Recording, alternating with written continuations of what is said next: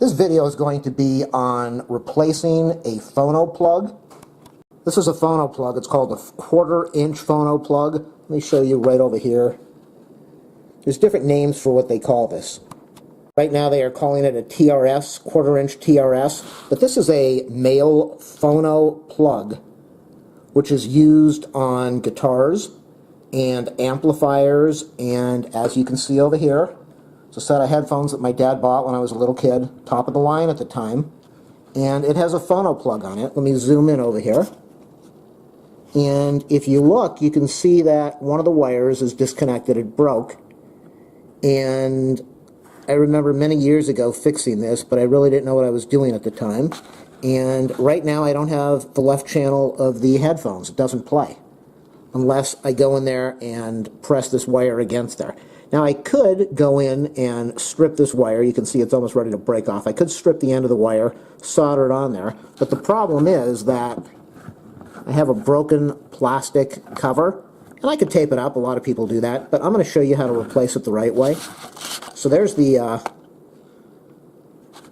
new part. Only so much I can do on video. I'm not going to be able to show you the soldering because I can't hold the camera and hold the connector and hold the solder and hold the wire. I can't do all of that at the same time. I'm not as advanced as some other people on here. But maybe this will help you. So let me show you what's going on here. This is the connector. This is the new connector. And this is the old connector. Now let me zoom in a little bit on the old connector. What you want to do before you disconnect anything is you want to write down how it's wired. See, the green wire would go on the left side over here. I'm going to show you on the paper in a minute what that means. The green wire goes to the left side. On the right side over here, we have the white wire. You can see that hiding behind there. And it's soldered on. And then there's the little red wire down there. That goes to the back of this thing. You can't even see it. It was soldered on the inside, and then all the wires were placed in and soldered. So I have the new connector here, and I've color-coded it a little bit with red on the inside. I think I put red on there. Maybe I didn't. Yeah, there's some red on the inside. Red, and then on the outside over there we've got blue, and then over there we've got green. So what does all of this mean? These three sections, left, right, and center over here, are connected to this part, the middle part, and the tip. And the way this is set up, if you think about it, when you plug this connector into the jack, you would short out all your connections and you would blow everything apart, unless it was wired the right way. That is why the ground is connected at the very back. So when these two parts go in, they rub against everything, but they never short anything out. And nothing's connected until the ground is finally plugged in. And the ground, which is this long piece, is also connected to, as I said, the red part over here, the long piece that my fingers are on. And it's connected to this, and when it's screwed in with one of these new things that's metal, it also shields the metal outside, shields the noise, the electrical noise, and if your wire has a ground on it, which this does, but if you have proper shielding, then it makes sure that it protects the noise from getting into the left and right channel of the speakers or whatever you've got this connected to. Now this is a picture that I made, a little drawing of the connector. That's a little obscene tip over there, but that's the tip of the connector. Let's get that over here. That's the tip, and then you can see the left side over here, which is green. That is this little piece over here. And then the blue side, that is the right side that I showed over here, that's blue. That comes over here. And let me show you the old connector again, just so you can see the difference. It's mostly the same. You get the back piece, and then you've got the piece on the small leg, the long leg, and the center leg. The small leg, the long leg, the center leg, and the left leg, small leg, this, and the center leg. So what do we have here? If you check it out, the green, which I told you I didn't have the left channel, the green wire is broken, but the green, which is this side over here, this side, that's the wire that was broken on mine, and that connects to the tip, and that is the left channel. The blue, which I showed you was this side, that connects to the right channel, and that is this little center piece over here. And the red is the shield. That's the long center piece that the cable will clamp into, your shielded wire would clamp into, if you had shielded wire. That's your red, that's the ground. And then, before I disconnect anything or cut the wires, I marked off what my wires are. My green wire will be going to this part. Remember, it was broken. The white wire goes to the blue channel, the right channel, the middle thing, which is over here, that side. And if you remember, I showed you that was the little white wire that's inside there, snuck inside there on this long piece. And then the red wire goes to the ground. It's the long leg on both of these. So what you need to do is mark everything out on paper. If you have a meter, you might want to buzz it out, check it out, make sure the connections are proper or not proper before you disconnect everything. So what I'll do now is I'm going to remove this wire. I'm going to strip it back a little bit. Make sure you put your sleeve over there before you start soldering, or else you're going to have to undo everything and put the sleeve on. So you put the sleeve on the wire, get everything stripped, get it prepared, soldered onto these 3 pieces over here, clamp it down for strain relief, tighten this thing down, and if you did it right, your headphone or your amplifier or your speaker should be working. So I'm going to do that now. If the video helps you, please do a thumbs up, a subscribe, a like. Go to my channel page if you want to leave a donation. That would be awesome. And if you want to link this to any site, that's cool too. So time to start preparing the wire. Step 1, remove. What I did is I cut the connector so that I can refer to my drawing and the wiring. And I have enough extra wire so that I can do that. Remove your connector, remove your back shell. Put your new back shell on, make sure you put it in the right direction so that it will thread properly. And then you're going to start stripping this back a little bit so that you have enough room to get your wires cut. So it doesn't really matter, you could strip it back here, and then you'll start prepping your wires. You'll clean everything up inside and get all your wires set up so that you can solder them. I removed the insulation. I just used a little fine set of wire cutters and made a little nick on the edge of the insulation, and then I nicked it all the way around and then pulled that off.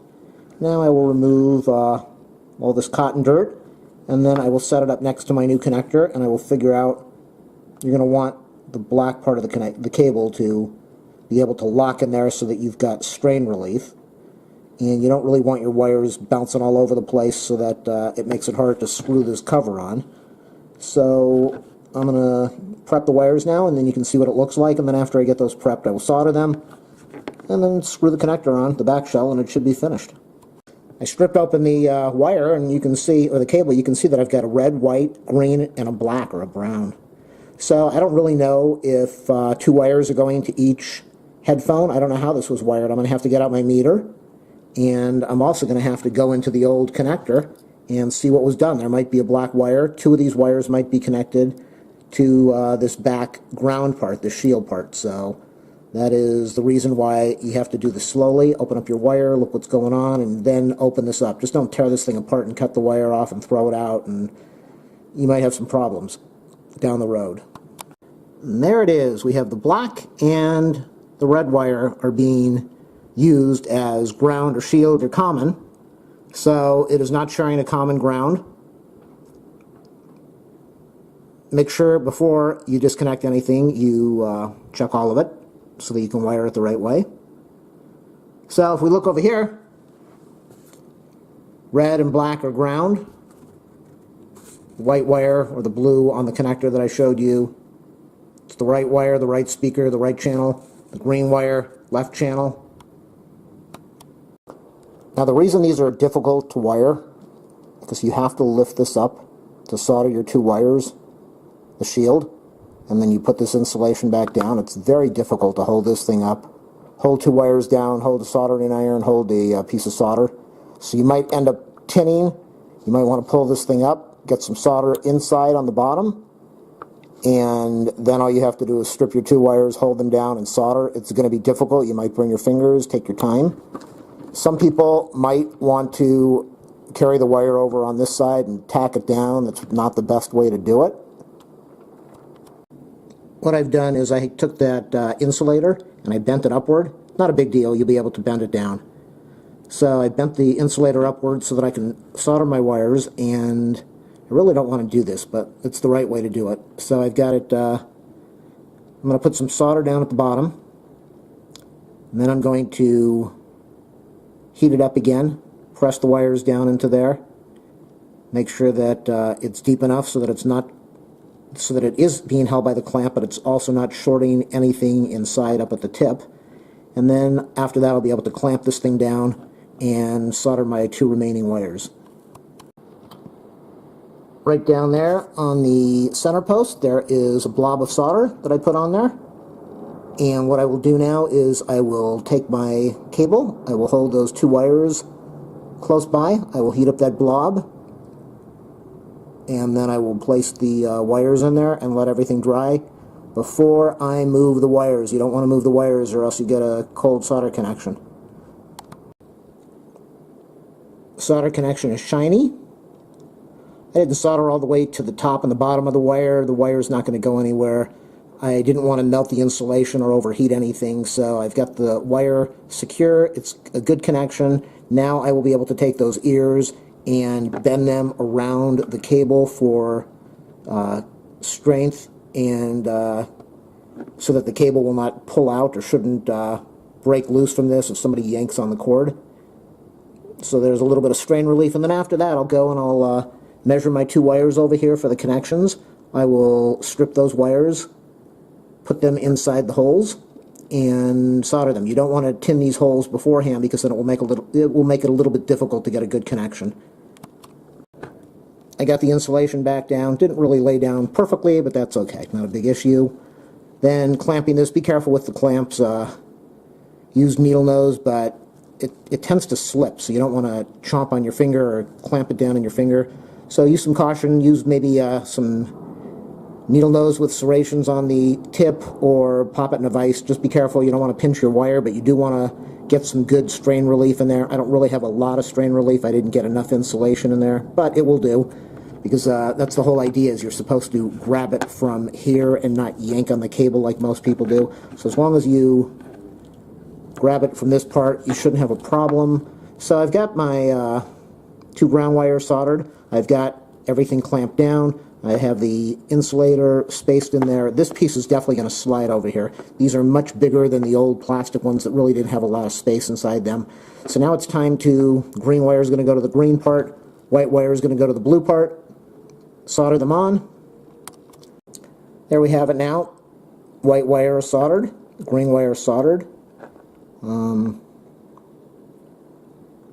I could do a better job on the soldering connection, but I am about 2 feet away from a smoke detector, and it's late at night, and I really don't want to piss off the neighbors. But the solder connection is good, nice and shiny. I didn't make it really tight because I didn't want strain on the wires, and there's no way it's going to short out, so this works perfectly the way these 2 are connected. The grounds, as I said, the 2 wires that are under the insulation, those are going to be isolated from shorting anything out. So now I will just put on the back shell. If you don't trust your soldering or your solder connections, or you're worried about maybe they will come loose and blow out your amplifier, if you want to put on some tape, a little thin piece of electrical tape, wrapping it around those 2 wires, that's fine, as long as it does not interfere with you putting your back shell on. So that completes the video on how to put on a 1/4" male phono connector. I'm going to test it out now and make sure that everything works, that both channels work. That is about 2 windings of electrical tape. I don't like using electrical tape because it gets really sticky and it's difficult to take apart, but I don't think I'm going to have to replace this in my lifetime if I don't yank out on the wires. So let me put on the back shell and test it out. If this video helped you, please do a thumbs up or a subscribe or a like. And again, go to the channel page and click on the support button if you want to leave a donation. I've got the headphones plugged in, and this is my keyboard. Let's check out the right channel, because I knew that the right channel worked. I don't know if you can hear any audio there. I've got the audio up full.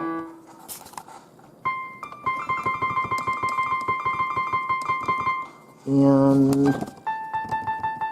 I hear it out of the left one too. It's coming out of that one.